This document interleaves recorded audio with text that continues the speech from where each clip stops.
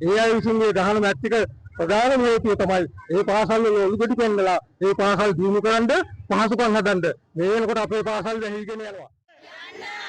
මේම ඉන්නේ එළ ගහනවා බලදරේ ඉන්නේ අපිට ඕන දරුවන්ගේ උන්ට ඕන අකුරු නැතුව හෙටක් නැද්ද දරුවන් තැනක ප්‍රශ්නයක් පිළිබඳව නැවත මතු කරන්න මේක එදත් මතු කරා අදත් මතු කරනවා. ප්‍රශ්නේ තමයි අපේ පාසල් වලට තියෙන ලොකු අඩුපාඩුවක් දුන්නරු පුරප්පාඩුවක්. ඒක අවුරුදු 20කට කලින් තිබ්බ ප්‍රශ්නයක්. අදටවත් මේ දේශපාලඥයෝ සහ පළාත් කලාපේ ඒවට විසඳුම් හොයලා දීලා නැහැ. ඒ වගේම සානුකම්පිතව සොයලා බලලා නැහැ. ඒ පිළිබඳව තමයි අපි මේ අද කතා කරන්නේ. අපේ දරුවන්ගේ තියෙන හීන ටික මේ වෙනකොට බොඳ වෙලා ඉවරයි. ඒක ආදාහනය වෙලා ඉවරයි. මේ ප්‍රශ්නේදී දැන් අපේ මහවැලිගම මහාවිද්‍යාලය ගත්තොත් එහෙම ගුරුවරු 32ක් ඕන ගුරුවරු. හැබැයි අද ඉන්නේ ගුරුවරු 15යි. ඒ 15 පහක් යනවා. ඒ පහ ගියාට පස්සේ ඉන්නේ ගුරුවරු 10ක්.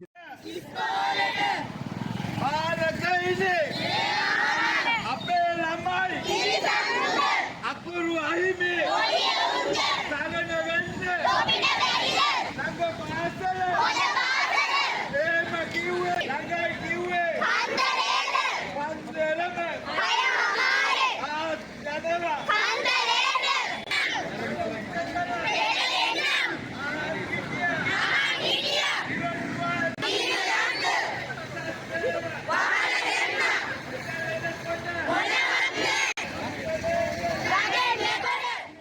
යනවා. ඒ පිළිබඳව අපි මේ දෙමාපියෝ සාක්ෂි දරනවා. ඔබ දෙනෙක් තමන්ගේ ළමයි අරගෙන යනවා.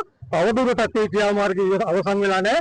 මේ ඊයේ පෙරේදා වෙනකොටත් ළමයි 45ක් විතර මේ ওই ඉස්කෝලෙන් අරගෙන ගියා. මෙතන තව ප්‍රශ්නයක් තියෙනවා කියන්න ඕන දෙයක්. මේක අනිවාර්යෙන් දාන්න මේ පාසල විනාශ කරන මේ මාවිල්ලාරුවේ පාසල් ටික විනාශ කරන ප්‍රබල හේතුකාරකේ තමයි පළාත් එක සහ කලාපයේ ගහනවා මැච් එකක්. ඒ මැච් එක මොකද්ද දන්නවද? හන්තලේ තියෙන ප්‍රධාන පාසල් දෙකක් අග්‍රබෝධිය සහ සෙන්ට්‍රල් එක. ඒ සෙන්ට්‍රල් එකට අවශ්‍ය කරන ළමයි ටික මෙතනින් පොම්ප කරනවා. ඒවට විපන්දම් දෙන තරවකාරයෙක් මේකේ ඉන්නවා. ඒ අය විසින් මේ ගහන මැච් එක ප්‍රධාන හේතුව තමයි ඒ පාසල් වල ඔලුගඩි පෙන්නලා ඒ පාසල් දිනු කරන්න පහසුකම් හදන්න මේ වෙනකොට අපේ පාසල් වැහිගෙන යනවා. මෙන්න මේ ප්‍රශ්නේ තමයි අපිට තියෙන ප්‍රධාන හේතුව. ඒ හන්දා ඔය කරන උමංශරේ වහම නතර කරන්න ඕන. අපේ දරුවෝ වෙනුවෙන් අපිට උන්ගේ හීන හදාගන්න වැඩ පිළිවෙල හදලා දෙන්න කියලා තමයි මේ සියලු දෙනාගම මේ වෙලාවේ ඉල්ලලා සිටින්නේ.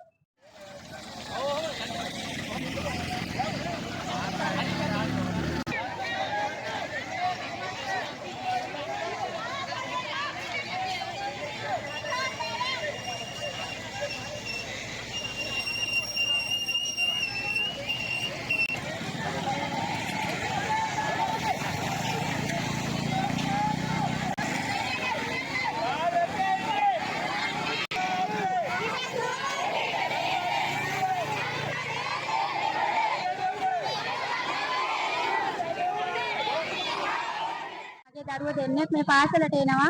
මේ 2015 ඉඳලා මේ ගැටලුවමයි තියෙන්නේ. විද්‍යාගණිත ගුරුවරු කිසිම කෙනෙක් නැහැ. කොච්චර පාලකයින්ට අපි කිව්වත් එහෙම තමයි. අපි ඡන්දෙ දුන්නෙත් අලුත් නායකයෙක් පත් වෙලා අපිට මේ දේ කරයි කියලා හැම අවුරුද්දම අපේ දරුවෝ අනාගතයේ ගණිතය විද්‍යාව ඉංග්‍රීසි තුනම ෆේල් වෙනා ළමයි ගුරුවරු 35ක් ඉන්නවනේ. ඉස්කෝලේට ගුරුවරු 16යි ඉන්නේ.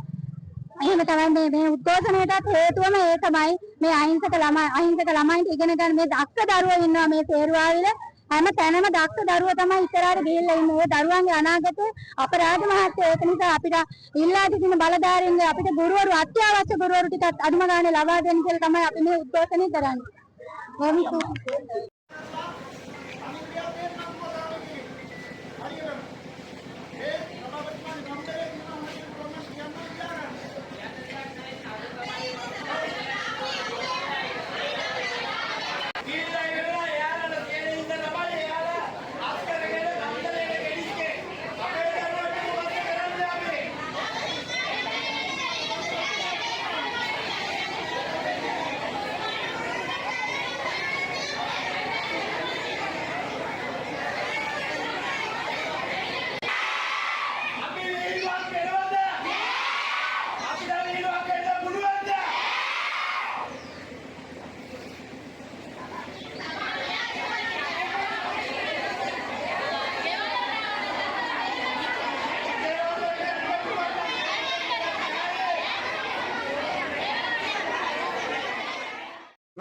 අපි පාසල් සංගම සමිතියේ වාර්තාපතේ මම වාර්තාගත කරලා තියෙනවා.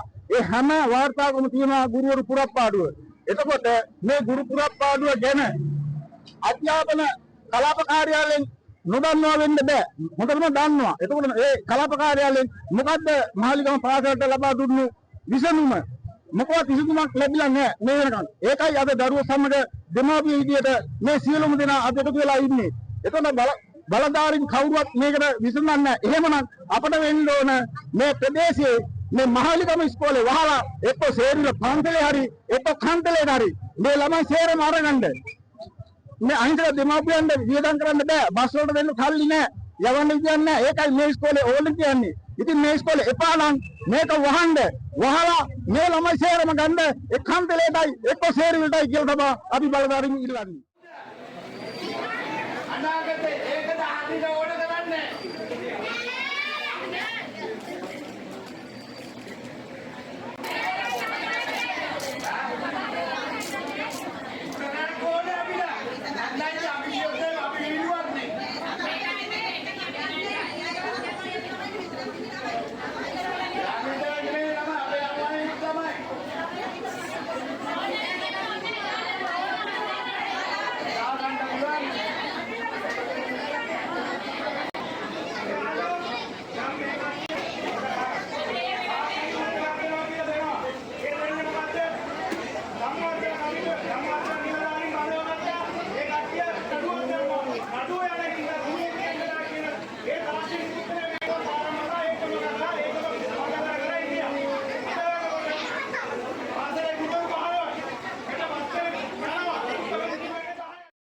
දැන් ගුරුවරු දැනට ඉන්නේ 16 දෙනායි.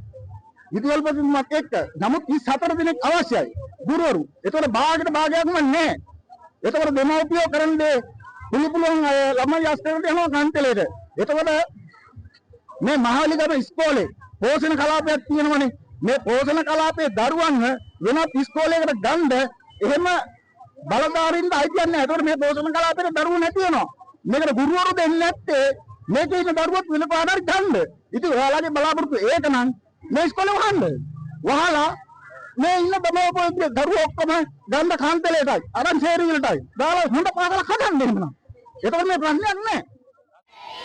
අපුරු උරුම අම්මාල්ජය නඩු යනවලු ඒ හිටලු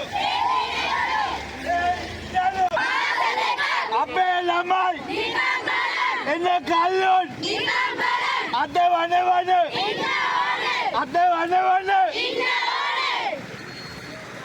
අද කල්ලියේ එන්න ආයින්දක් ඉන්න එවුම් ගුරු ප්‍රශ්නය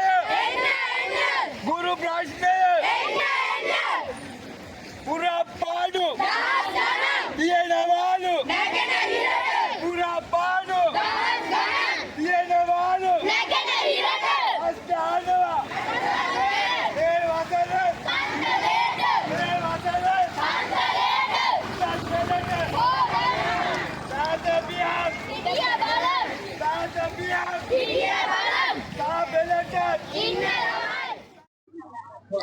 ගණිතය නෑ, විද්‍යාව නෑ, බුද්ධ ධර්මය නෑ, සිංහල විෂයට නෑ, සමාජීය විද්‍යාවට නෑ. ඒ වගේ විශාල වශයෙන් ගුරු පුරප්පාඩුවක් තියෙනවා. එක්ක මේ ප්‍රදේශයේ ඉන්න දරුවන් හරි ගන්න ගුරුවරු නැත්තම් ස්වේච්ඡාවෙන් හරි එහෙම වන්නේ. ඒතර මේ දරුවන්ගේ අනාගතය මොකද්ද? ඔය ක්‍රමයේදී හරියන්නේ නේද? ඔය ක්‍රමයේදී එතකොට මේ දරුවෝ නිකන් මොට්ට වෙනවනේ නේද? ස්වේච්ඡා ගුරුවරුත් කියලා තිබා ඒ ගුරුවරුත් නෑ.